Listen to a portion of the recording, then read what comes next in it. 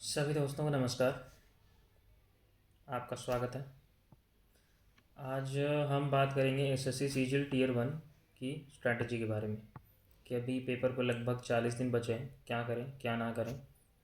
उसके लिए मैं अलग अलग से वीडियोस बना दूंगा, मैथ्स, इंग्लिश, रीजनिंग, जीके सबकी, और एक टाइम मैनेजमेंट, शेड्यूलिंग वगैरह सबकी बना दूंगा। बट फ़िलहाल हम लोग बात करेंगे चारों पेपर्स के बारे में कि क्या क्या चीज़ें ज़रूरी हैं। तो सबसे पहले तो एक क्वेश्चन मैं आंसर कर दूं, जो कि बहुत लोगों ने पूछा 2 दिनों में, कि किसी का पेड कोर्स लेना कंपलसरी है क्या, चाहे वो ऑनलाइन हो चाहे वो ऑफलाइन हो। तो मैं आपको एक बात बता दे रहा हूँ साफ साफ, अगर आपके पास टाइम, मनी एंड एनर्जी है तो आप कोर्स ले लो, कोई दिक्कत नहीं है। क्योंकि आपको सेल्फ स्टडी तो करनी ही पड़ेगी। अगर आपके पास टाइम और पैसा है, एनर्जी है कि आप दोनों कर सकते हो, सेल्फ भी कर सकते हो, कोचिंग भी कर सकते हो, दिन के 12-15 घंटे पढ़ सकते हो, तो कोई दिक्कत ही नहीं है, आप कर लो पेड। क्या दिक्कत है, एक्स्ट्रा नॉलेज कभी हार्मफुल नहीं होता।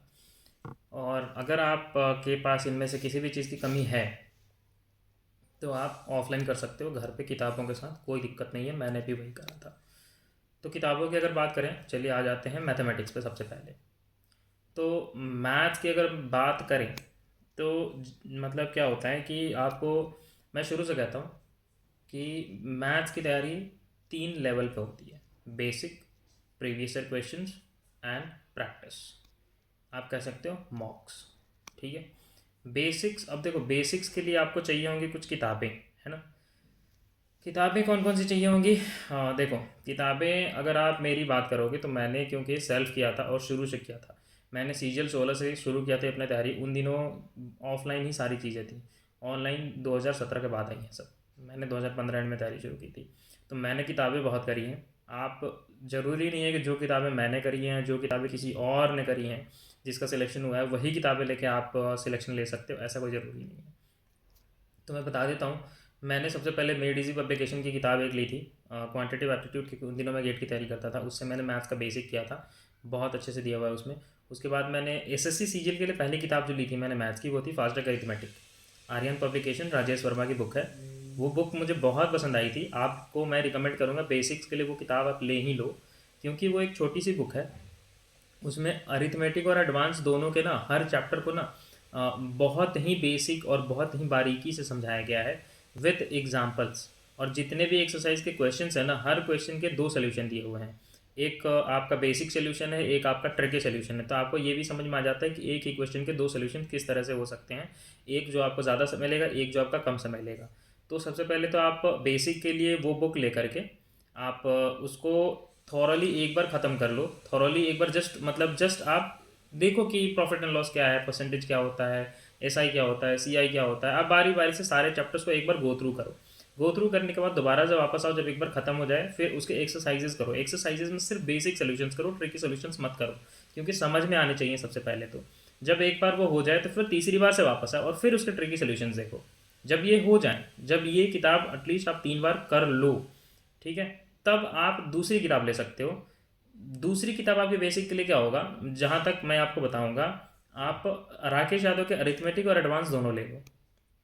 उन दोनों किताबों को भी सेम जैसे मैंने ये बताया कि आप एक बार गो थ्रू करो, दूसरी बार उसके एक्सरसाइजेस करो, और तीसरी बार उसके ट्रिकी सॉल्यूशंस वगैरह तो उसमें अलग से है नहीं, एक बार ही है, तो दो तीसरी बार में आप हाईलाइटेड क्वेश्चंस कर लो। सेकंड टाइम में क्या करोगे, आपकी जो क्वेश्चन आपने पहली बार में कर लिया, ठीक है, और जिन जिन क्वेश्चंस में पहली बार में आपको दिक्कत आई, आप वो हाईलाइट करोगे, है ना।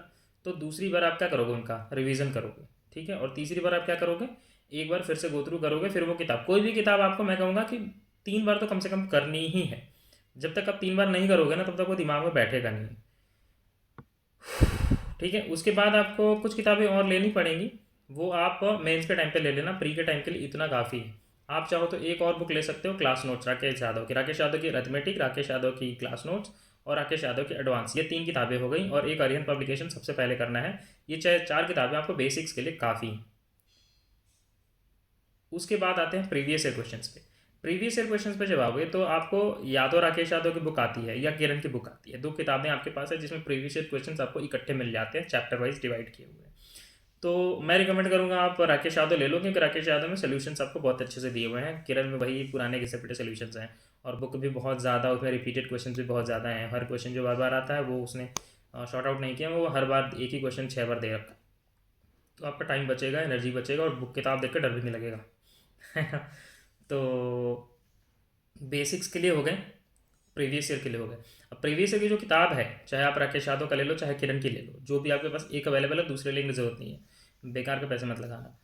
उसको आप पहली बार जस्ट गो थ्रू करो, पूरा अच्छे से सारे क्वेश्चंस को सॉल्व करो। दूसरी बार में क्या करोगे कि हाईलाइट करते चलोगे कि कौन कौन से क्वेश्चन पहली बार करने की वजह से याद रह गए, कौन से नहीं रह पाए, तो उनको हाईलाइट कर लेना, उनको एक बार देख लेना। फिर तीसरी बार क्या होगा कि आप सिर्फ हाईलाइटेड क्वेश्चंस करोगे, आपका समय बहुत ज़्यादा बचेगा।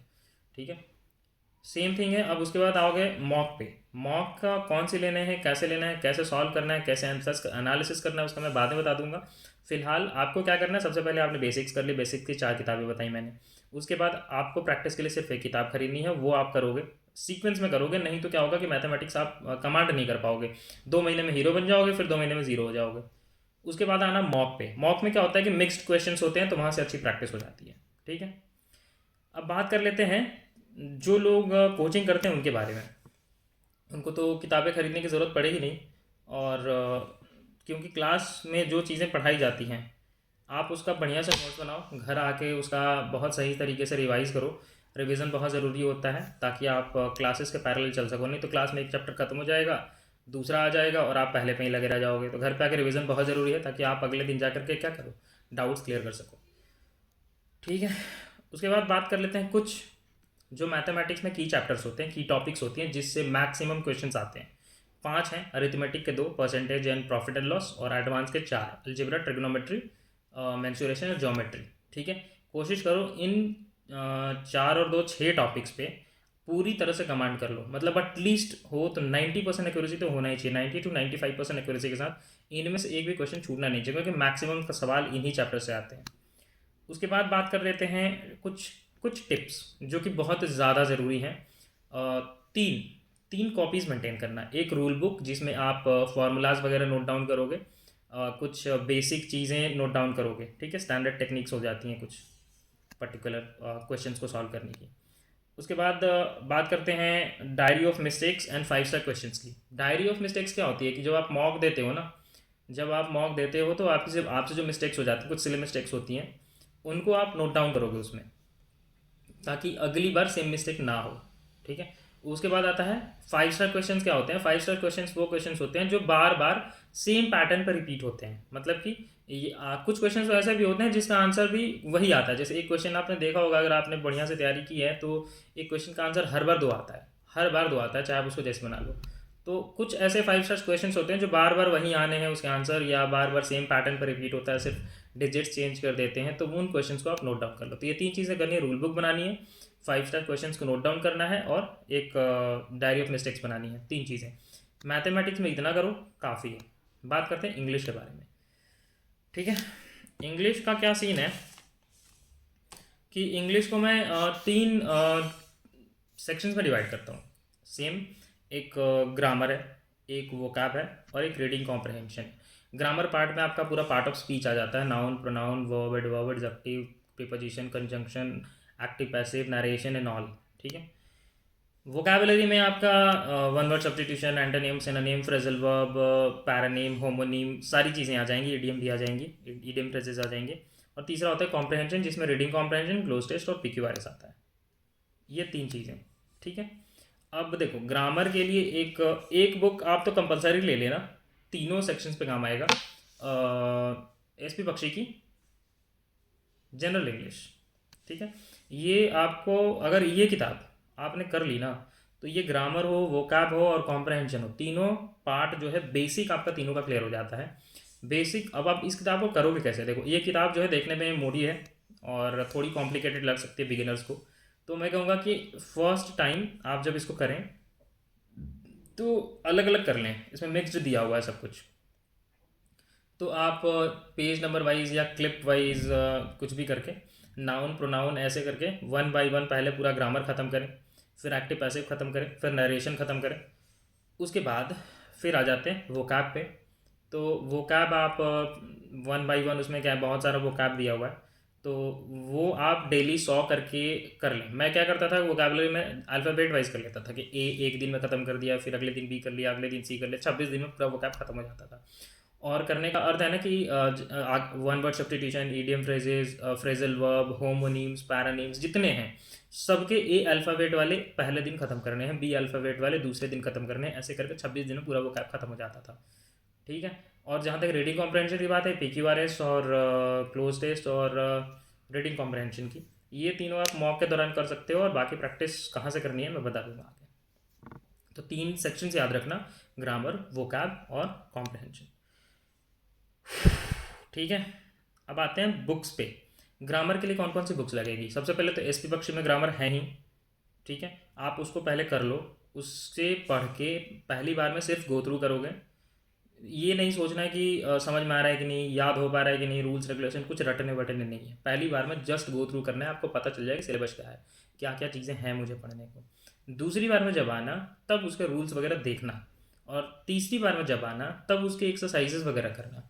तो 3 बार कम से कम इस किताब को भी करना है। उसके बाद बैठ के नोट्स बनाना है। इस किताब का नोट्स ज़रूर से ज़रूर बना लेना। उसके बाद आते हैं कि प्लिंथ टू पैरामाउंट अगर आप चाहो तो ले सकते हो। SP बख्शी जो बुक है ना, SP बख्शी का एक तरह से कह सकते हो कि शॉर्ट नोट्स है वो। प्लिंथ टू पैरामाउंट जो है बहुत मतलब SP बख्शी में जितनी चीज़ें हैं ना उससे बहुत कम है उसमें। शॉर्ट नोट्स कह सकते हो आप उसको, तो आप उसको शॉर्ट नोट के पर्पज से यूज़ कर सकते हो। टू द पॉइंट चीज़ें दी हुई हैं। SP बख्शी में थोड़ी डिटेल में है सारी चीज़ें। ओके। और वोकाबलरी के लिए क्या होता है ना कि आप देखो वोकाबलरी कहाँ कहाँ से करोगे। आप चाहो तो ब्लैक बुक ले सकते हो, निखिल गुप्ता सर की है। ब्लैक बुक में सारी वोकैब्स एक जगह हैं। अदरवाइज अब ब्लैक बुक तो अभी आई है 2019-20 के टाइम पे आई है। अदरवाइज पहले मैं क्या करता था, आप ही कर सकते हो कि MB पब्लिकेशन और SP बख्शी, इन 2 किताबों में जितना वोकैब है ना इसके बाहर नहीं आने वाला। तो मैंने क्या किया था कि SP बख्शी के जितने वोकैब्स हैं मैंने उसको ज़ेरॉक्स करा दिया था अलग से। MB पब्लिकेशन में जितने वोकैब्स हैं मैंने उसको भी ज़ेरॉक्स करा दिया था अलग से। फिर दोनों को जोड़ के उसको बाइंडिंग करा के मैंने अपने एक बुक बनाई थी, मेरे पास है। आप मैं जब घर जाऊँगा तो मैं उसका PD भेज दूँगा। इसके साथ रूट वर्ड्स के लिए वर्ड फॉर मेडिजी की लाल वाली बुक आती है, और BBC इंग्लिश की एक किताब आती है फ्रेजल वर्ब के लिए, मैं बता दूंगा।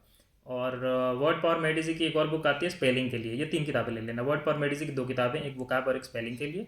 BBC इंग्लिश के फ्रेजल वर्ब के लिए, और बाकी MB प्लस बख्शी जो है आपका वो ओवरऑल वोकैब के लिए हो जाएगा। कॉम्प्रहेंशन की अगर बात करें तो रीडिंग कॉम्प्रहेंशन, पैराजम्बल और क्लोज टेस्ट, इन तीनों को सॉल्व करने से पहले समझना पड़ेगा कि ये सॉल्व होता कैसे है। उसके लिए अजय कुमार सिंह की एक बुक आती है जो कि बहुत ही अच्छी बुक है, हाउ टू सॉल्व नाम है इस किताब का। इसके अलावा अगर हाउ टू सॉल्व, बहुत ही पतली सी किताब है, कुछ 45-50 पन्ने की किताब है, 80-90 रुपये में आ जाती है। आप उसको ले ही लेना, वो बहुत ही कंपलसरी, आपको बहुत आसान हो जाएगा। इसके बाद क्लोज टेस्ट में आपका स्कोर इंप्रूव हो जाएगा, रीडिंग कॉम्प्रहेंशन में स्कोर इंप्रूव हो जाएगा, पैराजम्बल्स में स्कोर इंप्रूव हो जाएगा। अचानक से सडनली स्कोर इंप्रूव हो जाएगा अगर आप समझ लोगे कि टेक्निक क्या है सॉल्व करने की। इसके बाद में अगर आपको दिक्कत आती है, इसके बाद भी दिक्कत आए, अगर स्कोर और इंप्रूव करना चाहते हो तो मनीषा बंसल की एक बुक आती है पैराजम्बल्स की भी और क्लोज टेस्ट के भी, वो दोनों ले लेना। मैंने CG लूनिस के टाइम पे किया था। मुझे खास करके जो क्लोज टेस्ट वाला है वो बहुत बेनिफिशियल लगा था। बुक्स हो गए। उसके बाद बात करते हैं, 4 हिस्से इसके और हैं, बेसिक्स, प्रीवियस ईयर्स, और फिर मॉक्स, और फिर रिवीजन। बेसिक्स की किताबें कौन सी लेनी है मैंने बता दी। सेक्शंस में डिवाइड करके कौन सी चीज़ें कहाँ से करनी है वो भी बता दी। उसके बाद आते हैं प्रीवियस ईयर पे। प्रीवियस ईयर आप कहाँ से करोगे? प्रीवियस ईयर के लिए 2 किताबें खरीद लेना, और 2 ही किताबें खरीदना, MB पब्लिकेशन और मिरर ऑफ कॉमन एरर। ये दोनों बहुत ही one of the best in the market books हैं। ठीक है। दोनों में हिंदी में और इंग्लिश में, एंग्लो इंडियन में है ना, एंग्लो उसका लैंग्वेज है, हिंदी इंग्लिश दोनों में बहुत डिटेल्ड आंसर दिया हुआ हर चीज़ का। ठीक है। तो ये 2 किताबें आप ले लेना, और रेगुलर बेस पे 200 क्वेश्चन आप करना। 100 क्वेश्चन MB पब्लिकेशन से, 100 question mirror of common error से। उसके बाद मॉक देना। मॉक में तो मिक्स्ड क्वेश्चंस आपको आ ही जाएंगे। ठीक है। तो वहाँ से प्रैक्टिस हो जाएगी। फिर मॉक से जो ग्रे एरियाज़ निकल के आएंगे, ग्रे एरियाज़ में क्या क्या निकलेगा, आपको डाउट निकलेंगे, सिले मिस्टेक्स निकलेंगे, और ग्रे एरियाज़ में ये दो चीज़ें कॉम्बाइंड होती हैं। तो इसका मैंने जैसे कि मैथ्स में बताया था कि डायरी ऑफ मिस्टेक्स बनानी है, वैसे ही इंग्लिश में भी डायरी ऑफ मिस्टेक्स बनानी है। एक रूल बुक भी बनाना है। बेसिक्स मैंने बताया कि पढ़ने के बाद क्या करना है, उसको नोट डाउन करना है। ठीक है, और उसके बाद रिवीजन तो कंपलसरी है। रिवाइज नहीं करोगे तो चीज़ें भूलते चले जाओगे। तो बार बार एक हफ्ते पे, एक महीने पे रूल बुक बना लोगे, डायरी ऑफ मिस्टेक्स बना लोगे, क्वेश्चन बैंक बना लोगे जो 5 स्टार क्वेश्चंस के, तो आपको ना रिवाइज करना इजी हो जाएगा। आप एक दिन में बैठ के पूरी इंग्लिश रिवाइज कर सकते हो, आप एक दिन में बैठ के पूरा मैथ्स रिवाइज कर सकते हो। तो रिवीजन के लिए ये 3 चीज़ें तो बनाना ही बनाना। ठीक है, काफ़ी है। कुछ क्वेश्चन होगा तो आप कमेंट बॉक्स में डाल देना, मैथ्स और इंग्लिश दोनों से रिलेटेड। बात करते हैं रीजनिंग की। रीजनिंग में क्या है, रीजनिंग एक ऐसा सब्जेक्ट है जो सबको लगता है हलवा है, और ये हलवा है भी। लेकिन लोग 38-40 नंबर ला के सोचते हैं अरे मैं तो बहुत नंबर लाया, क्योंकि इतने नंबर मैथ और इंग्लिश में लाने में तो बहुत पढ़ना पड़ता है ना। और इंग्लिश में इजी लिया जाता है तो लगता है ये तो ईजी है।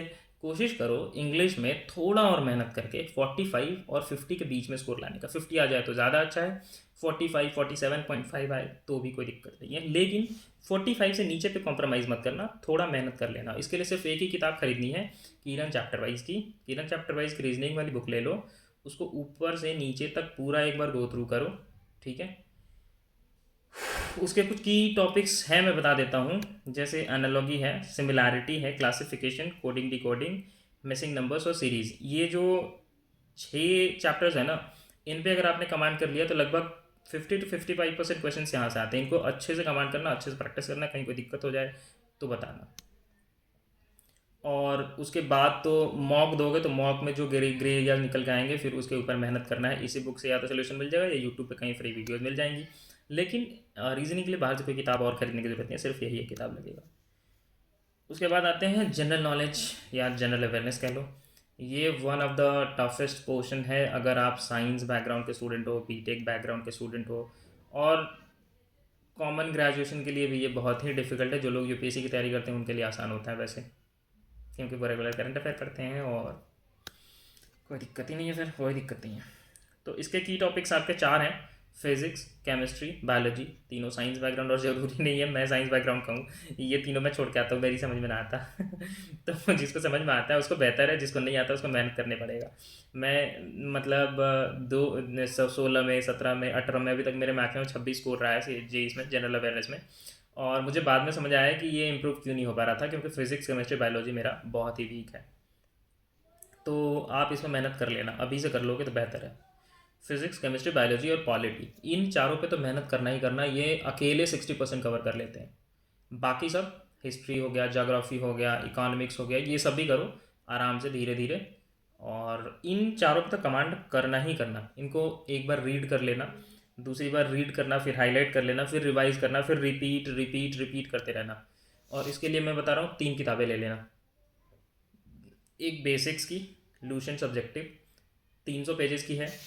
अगर आप 5 पेज भी रोज़ करोगे तो 2 महीने में ख़त्म हो जाएगी। फिर उसको रिपीट करना,